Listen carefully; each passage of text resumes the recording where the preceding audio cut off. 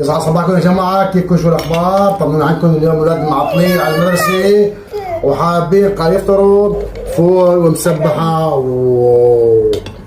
وفول مسبحه حمص، وقلنا لنا اليوم كرموا قومي ظبطوا لنا فطور على كيفك ويسلموا ويعطيك العافيه يا حرمي. عملتنا فطور وقالت الفلافلات بارك الله فيها. انا ابو كرم بس نزل على السوق جاب خبز تنور، لانه الصراحه الخبز التنور شو بده؟ بده فلافل، بده هيك فطور، هيك يعني اكل. يسلموا لي يا مكرمه حبيبه قلبي. طبعا يا جماعه الخبز التنور او الفلافل نفس الشيء، ما بيتاكل الا مع الخبز الصاج.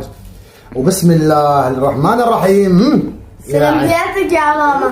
يسلم هديات واطيب الفلافل، اطيب من فلافل ايديكي ما في. لا هيك الاكل لا ما غيره. لا ما بيعي. ايه نسيت بس يا ماما لا تنسونا باللايك والاشتراك وتفعيل الجرس.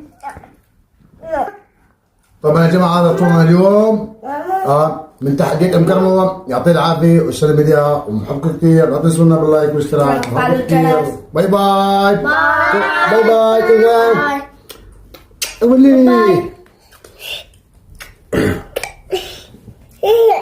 باي باي.